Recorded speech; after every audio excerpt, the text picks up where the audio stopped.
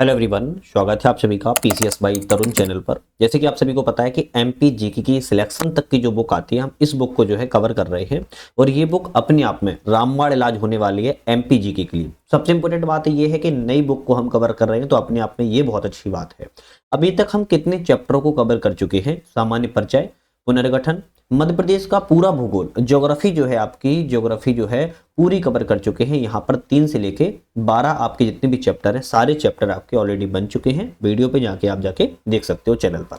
अभी हमारा जो चैप्टर चल रहा है मध्य प्रदेश की अर्थव्यवस्था, इकोनॉमी के क्वेश्चनों को यहाँ पर जो है हम कवर कर रहे हैं। इकोनॉमी में भी हम मध्य प्रदेश की जो अर्थव्यवस्था की स्थिति है इसके बारे में ऑलरेडी हम लगा चुके हैं और खनिज संसाधन के बारे में भी बात कर चुके हैं।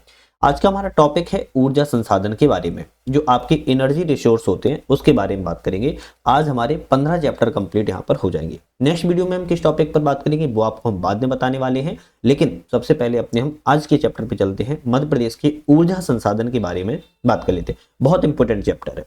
जिस तरह किसी भी चीज को समझने से पहले इंट्रोडक्शन को समझना जरूरी होता है, इसीलिए हम इस चैप्टर के भी सामान्य परिचय, इंट्रोडक्शन की जरूर बात करेंगे। तो मध्य प्रदेश में अगर ऊर्जा संसाधन की बात की जाए, सबसे पहले सामान्य परिचय को देखेंगे, ऊर्जा के स्रोत समझेंगे और मध्य प्रदेश सरकार के क्या प्रयास किए गए हैं इसके बारे में बात हम करेंगे। तो जल्दी से आप लोग बार नए हो, चैनल को लाइक शेयर सब्सक्राइब करके बेल आइकन प्रेस कर लीजिए, जिससे कि नई वीडियो आए आपको उसका नोटिफिकेशन मिल सके। सामान्य परिचय की बात किया तो ऊर्जा जो कार्य करने की क्षमता होती है, ऊर्जा क्या होती है? कार्य करने की क्षमता को एनर्जी हम कहते हैं। अगर एनर्जी नहीं होगी तो हम किसी कार्य को क्यों कर पाएंगे, है ना। जिस तरह आप लोग हमारे चैनल को जब सब्सक्राइब करते हो तो हमें ऊर्जा मिलती है, मोटिवेशन मिलता है, एनर्जी मिलती है, तो हमें कार्य करने का और पुशअप मिलता है। तो इसीलिए सब्सक्राइब कर लिया करो। तो ऊर्जा कार्य करने की क्षमता होती है और ऊर्जा संसाधन जो रिसोर्स होते हैं, वे पदार्थ अथवा तत्व होते हैं जिनमें ऊर्जा उत्पादन किया जाता है, उसे ही हम ऊर्जा संसाधन कहलाते हैं। अब मध्य प्रदेश के संदर्भ में समझें तो मध्य प्रदेश में ऊर्जा का जो उपयोग है वो विद्युत के रूप में जल विद्युत, ताप विद्युत और नवीकरणीय ऊर्जा स्रोत के सहयोग से प्राप्त किया जाता है। प्रथम ग्वालियर में 240 किलोवाट का स्टीम टरबाइन भाप से बनाने वाला 1905 में लगाया गया था। पहली बार ग्वालियर में 240 किलोवाट का स्टीम टरबाइन लगाया गया था जो भाप से बनाया जाता था 1905 में। उसके बाद 10 सितंबर 1948 को विद्युत प्रदाय अधिनियम को मध्य प्रदेश में लागू किया गया और तदुपरांत 1 दिसंबर 1950 को जबलपुर में मध्य प्रदेश विद्युत मंडल शक्ति भवन की स्थापना की गई थी। उसके उपरांत 25 अगस्त 1982 का समय आया, मध्य प्रदेश ऊर्जा विकास निगम नवीन एवं अक्षय ऊर्जा विभाग की स्थापना को किया गया था। उसके बाद 1960 में भोपाल में राज्य ग्रामीण विद्युतीकरण निगम की भी स्थापना की गई थी। अंतिम में 1998 में राज्य विद्युत नियामक आयोग का ही गठन कर दिया गया। तो ये मध्य प्रदेश में कुछ फैक्ट थे जो याद करना चाहिए। अब हम बात करें बिजली की उपलब्धता, जो कि नवंबर 2024 का अपडेट है। मतलब कि सीधी सी बात कही जाए तो करंट बेस आपका होने वाला है। तो बिजली उत्पादन का स्रोत कहां से रहा, कितने मेगावाट का रहा है, तो यहां पर ना मेगावाट आपको ध्यान रखना है, ठीक है। Madhya Pradesh power generating company के थर्मल पावर प्लांट से 4570 megawatt, Madhya Pradesh power generating company के हाइड्रो पावर प्लांट से 922 मेगावाट, संयुक्त क्षेत्र के पन बिजली स्टेशन एवं अन्य पन बिजली स्टेशन से 2484 मेगावाट, केंद्रीय क्षेत्र के थर्मल पावर स्टेशन से 5212 मेगावाट, दामोदर घाटी विकास निगम का थर्मल पावर स्टेशन से 100 मेगावाट, निजी क्षेत्र के ताप विद्युत स्टेशन से 3402 मेगावाट, नवीकरणीय ऊर्जा से 7099 मेगावाट, जो कुल उपलब्ध बिजली की क्षमता है 23,789 मेगावाट क्षमता जो यहाँ पर 2024 के आंकड़े के साथ दर्शाई गई है। मध्य प्रदेश में विद्युत वितरण कंपनियों की बात की जाए, मध्य प्रदेश में बहुत सारी कंपनियां कार्य करती हैं। जैसे मध्य प्रदेश में पावर जनरेटिंग कंपनी लिमिटेड की स्थापना 2001 में की गई थी, मुख्यालय इसका जबलपुर में है। इसी तरह बात की जाए मध्य प्रदेश में पावर ट्रांसमिशन कंपनी की स्थापना 2001 में की गई थी, इसका भी आपका मुख्यालय जबलपुर मध्य प्रदेश में ही है। फिर आपका 2012 में की गई थी Madhya Pradesh power management company limited की स्थापना, जिसका मुख्यालय भी जबलपुर मध्य प्रदेश में ही है, लेकिन इसका पुराना नाम था Madhya Pradesh power trading company limited. 2006 में इसका गठन किया गया था, लेकिन 2012 में इसका नाम बदलकर Madhya Pradesh power management company limited कर दिया गया है। अब ये जो पावर मैनेजमेंट कंपनी है इसको 3 क्षेत्रों में डिवीजन बांटा गया है, जिसमें पूर्वी क्षेत्र जबलपुर का आता है, जिसमें जबलपुर, शहडोल, रीवा और सागर संभाग आता है। मध्य क्षेत्र भोपाल का आता है, जिसमें भोपाल, ग्वालियर, चंबल, नर्मदापुरम संभाग आता है। और पश्चिमी क्षेत्र आपका जो है इंदौर के अंतर्गत आता है, इसमें इंदौर, उज्जैन और संभाग के क्षेत्र को शामिल किया जाता है। तो हम समझ पाए कि भाई कंपनी लिमिटेड मध्य प्रदेश में बहुत सारी हैं, अलग अलग कंपनियों की स्थापना की गई है, लेकिन ज्यादातर कंपनियों को हेडक्वार्टर जबलपुर मध्य प्रदेश है। ऊर्जा के स्रोत क्या है? तो एक तो अनवीकरणीय ऊर्जा है और एक नवीकरणीय ऊर्जा है। नवीकरणीय ऊर्जा को हम बाद में समझेंगे, पहले अनवीकरणीय ऊर्जा को समझते हैं। जैसे ताप विद्युत केंद्र, परमाणु विद्युत केंद्र को हम अनवीकरणीय ऊर्जा कहते हैं। और नवीकरणीय ऊर्जा जो कि ग्रीन ऊर्जा भी कहते हैं, स्वच्छ ऊर्जा भी कहते हैं, सौर ऊर्जा, कभी खत्म न होने वाली, जब तक पृथ्वी है, सूर्य है, तो नवीकरणीय ऊर्जा है। पवन ऊर्जा, बायोमास ऊर्जा, लघुपन बिजली, ये सभी आपके नवीकरणीय ऊर्जा स्रोत के रूप में जाने जाते हैं। अब हमने अभी बात की अनवीकरणीय और नवीकरणीय, तो अब सबसे पहले हम अनवीकरणीय को हम डिटेल में समझते हैं। ताप विद्युत केंद्र अब नवीकरणीय में आया था, जो कि कोयला आधारित है और इससे प्रदूषण जो है अच्छा खासा होता है। ताप विद्युत केंद्र कोयला आधारित संयंत्र होता है। पहला ताप विद्युत केंद्र 1953 में बुरहानपुर जिले में चांदनी ताप विद्युत केंद्र की स्थापना की गई थी। एनटीपीसी के द्वारा मध्य प्रदेश का सबसे बड़ा विंध्याचल ताप विद्युत केंद्र 1987 में सिंगरौली में स्थापित किया गया है। 2023-24 में 99,863 मिलियन यूनिट विद्युत प्रदान जो है यहाँ पर की गई है। क्या आपको पता है कि मध्य प्रदेश में प्रति व्यक्ति विद्युत उपलब्धता कितनी है? तो 1332 मेगावाट प्रति घंटा है। कहने का मतलब 1332 किलोवाट प्रति घंटा मध्य प्रदेश में प्रति व्यक्ति विद्युत उपलब्धता है। सर्वाधिक बिजली खपत कृषि में बात किया तो 40% होती है और घरेलू उपयोग में बात किया तो 26% होती है। इसी कथा बात किया है कि शासन अल्ट्रा मेगा पावर प्रोजेक्ट जो कि सिंगरौली में है, रिलायंस पावर के द्वारा इसको स्थापित किया गया है। 3960 मेगावाट की क्षमता के साथ है। इसमें कोयला मोहर छत्रसाल उपवेशन से प्राप्त जो है की जाता है। तो कभी ऑप्शन में आए कि शासन अल्ट्रा मेगा पावर प्रोजेक्ट कहां पर है? सिंगरौली डिस्ट्रिक्ट में स्थित है। ताप विद्युत केंद्र की बात करेंगे कहां कहां पर है, ठीक है। प्रमुख ताप विद्युत अगर केंद्रों की बात करें तो मध्य प्रदेश में कई सारे ताप विद्युत केंद्र हैं, लेकिन इनको पढ़ना इंपॉर्टेंट है। क्यों? क्योंकि एग्जाम में डायरेक्ट तौर पर पूछे जाते हैं। अब इसमें भी कुछ कुछ चीजें बहुत इंपॉर्टेंट है, कुछ कुछ चीजें थोड़ा सा कम इंपॉर्टेंट है। जैसे अगर हम बात करें चांदनी ताप विद्युत केंद्र, आपको नाम याद रखना पड़ेगा। इसकी स्थापना कब की गई? तो 1953 में की गई थी और मध्य प्रदेश का यह पहला आपका ताप विद्युत केंद्र था। स्थान नेपानगर बुरहानपुर में इसकी स्थापना किया गया था। यह किस स्रोत के लिए जाना जाता है? तो ये थोड़ा कम इंपोर्टेंट है, लेकिन अब याद हो सके तो कर लो। कोयला जो कि पाताखेड़ा से प्राप्त होता है, जल जो कि सुक्ता नदी से प्राप्त होता है। 177 मेगावाट की क्षमता है इसकी। नेपानगर कागज कारखाने की विद्युत आपूर्ति के लिए जाना जाता है। अमरकंटक ताप विद्युत केंद्र चचाई अमरकंटक अनूपपुर में इसकी जो है आपका स्थापना की गई है। 1965 में इसकी स्थापना की गई थी। कोयला सुहागपुर जो आपकी खान है वहां से प्राप्त किया जाता है और जल जो है इसके लिए चचाई बांध से प्राप्त किया जाता है। ये तो आप समझते होंगे ना, अगर ताप विद्युत केंद्र है तो कोयला और पानी दोनों की जरूरत पड़ती है ना। तो कोयला सुहागपुर खान से जो कि चचाई खान है, जल चचाई बांध से प्राप्त किया जाता है। 210 मेगावाट की क्षमता है। मध्य प्रदेश का पावर जनरेटिंग कंपनी की है अधीन है। तीसरा है सतपुड़ा ताप विद्युत केंद्र, सारडी बैतूल में इसकी स्थापना की गई है। आरंभ इसका 1963 में हो गया था, लेकिन जो उत्पादन है 1967 से उत्पादन कर रहा है। इसको कोयला पाताखेड़ा से प्राप्त होता है, जल इसको तवा नदी से प्राप्त होता है। 1330 मेगावाट की क्षमता है इसकी। मध्य प्रदेश और राजस्थान की संयुक्त रूप से साझेदारी है, ध्यान रखना है। नेक्स्ट आता है विंध्याचल ताप विद्युत केंद्र, यूएसएसआर के सहयोग से इसकी स्थापना की गई थी। बेड़न सिंगरौली में 1987 में स्थापना की गई थी। कोयला इसको सिंगरौली की खान से प्राप्त होता है, जल रिहंद नदी से। 4760 मेगावाट की क्षमता है और यह क्षमता सबसे ज्यादा क्षमता के लिए जाना जाता है। 5 राज्य और एक कैशासित प्रदेश को यह बिजली उत्पन्न करता है। मध्य प्रदेश से उसको 30% बिजली प्राप्त होती है। संजय गांधी ताप विद्युत केंद्र उमरिया बीरसिंहपुर में लगा हुआ है। 1993 में इसकी स्थापना की गई थी। जोजिला घाटी इसको प्राप्त होता है। 1340 मेगावाट की क्षमता है। दादाधुनी ताप विद्युत केंद्र मालवा ताप विद्युत केंद्र के नाम से भी जाना जाता है। इसकी स्थापना 2010 में गरोड़िया खंडवा में की गई थी। कोयला पाताखेड़ा से प्राप्त होता है, जल सुक्ता नदी से प्राप्त होता है। 1600 मेगावाट की क्षमता है और यह मध्य प्रदेश और गुजरात की संयुक्त रूप से परियोजना है। पेंच ताप विद्युत केंद्र की स्थापना छिंदवाड़ा में की गई है 2012 में। पेंच घाटी से इसको प्राप्त होता है। 1320 मेगावाट की क्षमता है। श्री सिंगाजी ताप विद्युत केंद्र की स्थापना 2014 में की गई थी, डोंगलिया खंडवा में। कोयला सतपुड़ा क्षेत्र से प्राप्त होता है, जल नर्मदा और सुक्ता नदी से प्राप्त होता है। 2520 मेगावाट की क्षमता है इसकी। बीएचईएल जो है 1200 मेगावाट और एलएनटी 1320 मेगावाट की क्षमता के लिए कार्य करती है। बीना सागर में है, 2012 में स्थापना की गई थी। बीना नदी से इसको प्राप्त होता है। 250 मेगावाट की इसकी क्षमता है। जेपी कंपनी के द्वारा यह संचालित किया जा रहा है। निगरी सिंगरौली में है, 2013 में इसकी स्थापना की गई थी। सिंगरौली में 1320 मेगावाट की क्षमता है। ये भी जेपी कंपनी के द्वारा जो है संचालित किया जा रहा है।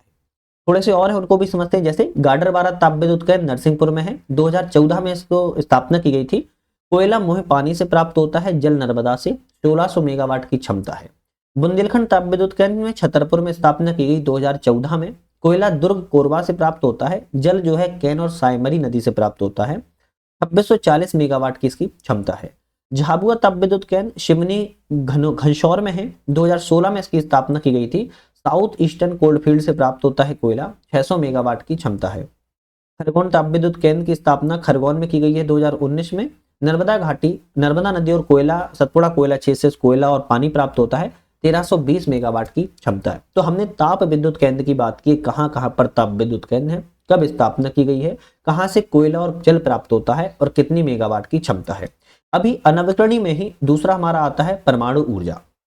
परमाणु ऊर्जा दो है, एक आपका है चुटका परमाणु ऊर्जा केंद्र जो कि मंडला में है, 1400 मेगावाट प्रस्तावित है। 2019 से 30 तक बनने की संभावना है।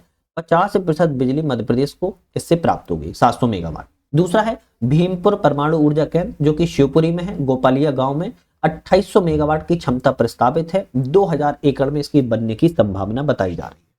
आज का हमारा मोस्ट इंपोर्टेंट टॉपिक, तो अब शुरुआत होता है नवीकरणीय ऊर्जा से। नवीकरणीय ऊर्जा से शुरुआत होता है। वे ऊर्जा के स्रोत जो प्रयोग में नए और असीमित मात्रा में उपलब्ध है, उन्हें हम नवीकरणीय अथवा गैर परंपरागत ऊर्जा स्रोत के रूप में कहलाते हैं। क्या सूरज को हम सीमित मात्रा में कह सकते हैं? सूरज किसी की गति से चलेगा, सूरज किसी के कहने से कम ज्यादा उगेगा, असीमित मात्रा में है। पवन क्या किसी के रुकने से रुक जाएगी? नहीं रुकेगी, तो असीमित मात्रा में। इसीलिए इसको नवीकरणीय और गैर परंपरागत ऊर्जा स्रोत के रूप में जाना जाता है, जिसमें सौर, पवन, बायोमास, लघु पन बिजली ऊर्जा योजना के अंतर्गत जो है आते हैं। नवीकरणीय ऊर्जा उत्पादन में भारत में मध्य प्रदेश का स्थान पूछा जाए तो 8वें स्थान पर है। दिसंबर 2024 तक मध्य प्रदेश में 7300 मेगावाट नवीकरणीय ऊर्जा क्षमता स्थापित हो चुकी है, जो आर्थिक सर्वेक्षण 24-25 के अनुसार। चलिए बात की जाए यहाँ पर, तो यहाँ पर भारत में कुल बिजली क्षमता जो है आपका बायोमास से 42,312 और सौर ऊर्जा से 7,48,990। ठीक है, मध्य प्रदेश का रैंक राष्ट्रीय स्तर पर 8वां है, सौर ऊर्जा में 4था है, बायोमास में लागू नहीं किया गया है। मध्य प्रदेश की क्षमता मेगावाट में बात की जाए तो सौर ऊर्जा में 61,660 है, बायोमास में 1386 है।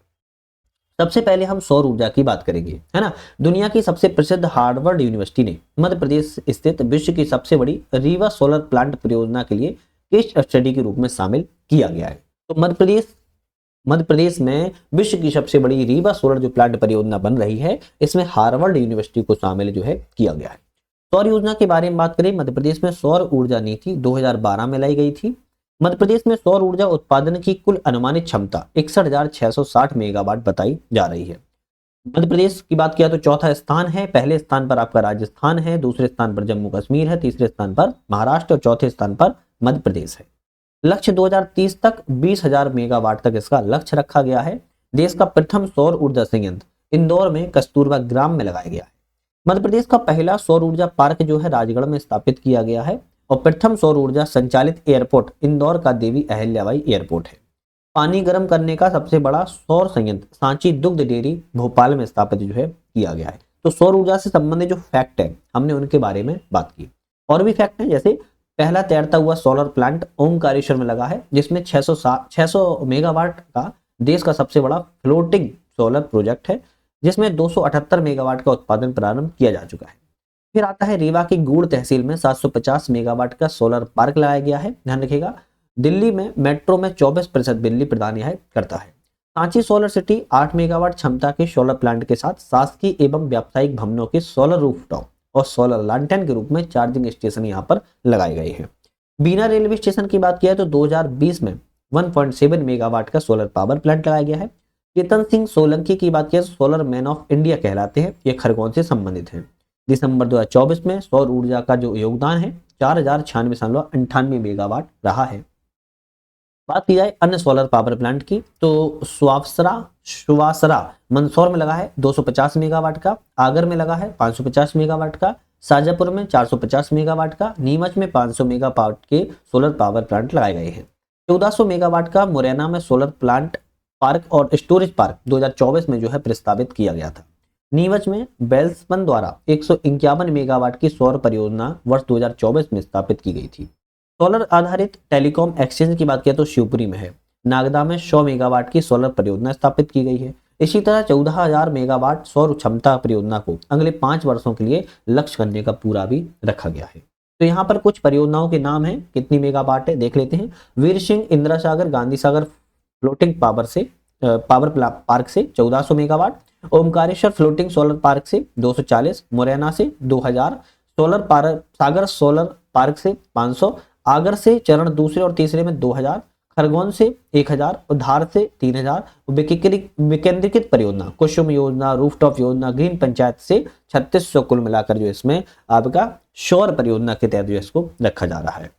फिर आता है पवन ऊर्जा, विंड एनर्जी, है ना, पवन ऊर्जा आता है। पवन ऊर्जा की बात करें तो मध्य प्रदेश में जो कुल क्षमता है 15,404 मेगावाट की है और भारत में इसका स्थान जो है 8वां है।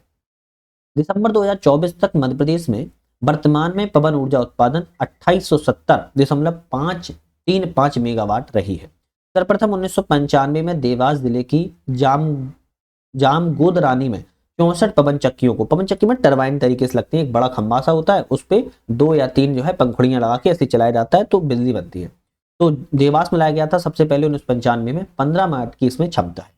रतलाम जिले के माटम खेड़ा में 100 मेगावाट, बेरिछा में 99 मेगावाट का पवन ऊर्जा संयंत्र को लगाए गए हैं। कुछ अन्य पवन ऊर्जा भी हैं, जैसे उज्जैन में लगाए गए हैं, नागदा में, बैतूल में, कुकड़ू में लगाया गया है। मध्य प्रदेश की पवन ऊर्जा क्षमता जो है देश में 7वें स्थान पर हो चुका है 31 मई 2025 के अनुसार, लेकिन 24-25 का अगर सर्वेक्षण की बात करोगे तो 8वां स्थान है। बायोमास की बात किया है तो अपशिष्ट जो उत्पाद होते हैं, जैसे घरेलू सीवेज के होते हैं, औद्योगिक होते हैं, कृषि होते हैं, इन सबसे जो है अपशिष्ट पदार्थों से बायोमास ऊर्जा प्राप्त की जाती है। भारत का पहला बायोमास अगर गांव पूछा जाए तो बैतूल में था कसाई गांव, और यह भारत का पहला था जो कि मध्य प्रदेश में स्थापित किया गया था। मध्य प्रदेश में बायोमास क्षमता 1386 मेगावाट है जो कि देश में दूसरे स्थान पर है।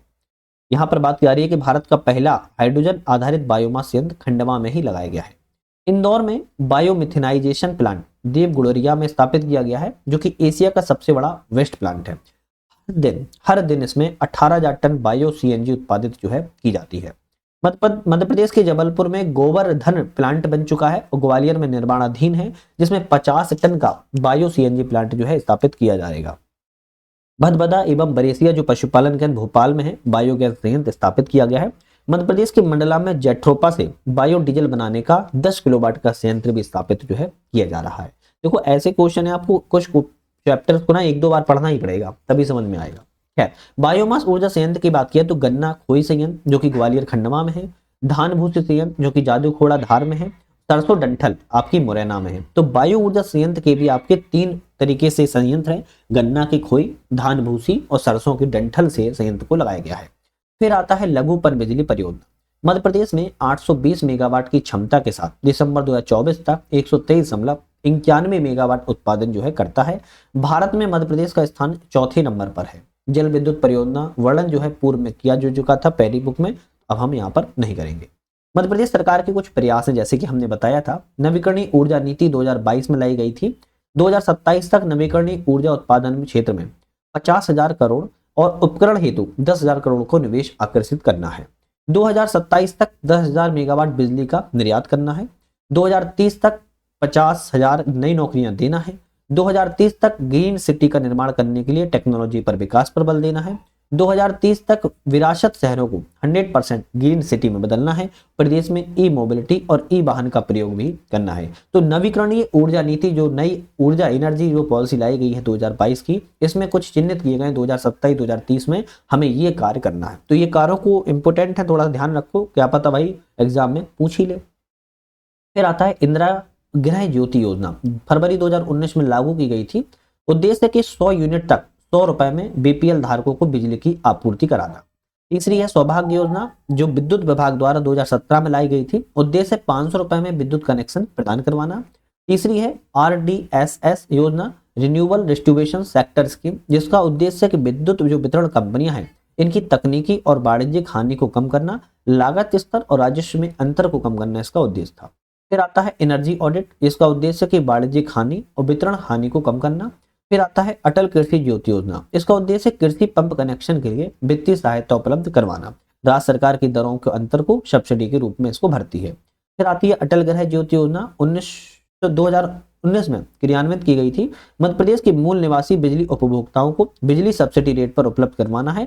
100 यूनिट तक 100 रुपए को यहाँ पर जो है दी जाती है, लेकिन बीपीएल कार्ड धारक होना चाहिए। तो आज हमने यहाँ पर अपना पूरा एक चैप्टर कंप्लीट किया है। अगर हम चैप्टर की बात अगर यहाँ पर करें, कौन सा चैप्टर कंप्लीट कर लिया है, तो मध्य प्रदेश में ऊर्जा संसाधन के बारे में हमने बात कर ली है। नेक्स्ट चैप्टर पे हम किस पर बात करेंगे, तो मध्य प्रदेश में औद्योगिक विकास, एमएसएमई, खाद्य प्रसंस्करण, लघु कुटीर उद्योग। भाई यहाँ से 2 क्वेश्चन पक्का बनते हैं, तो ध्यान रखना है, बहुत अच्छे से कवर करना है।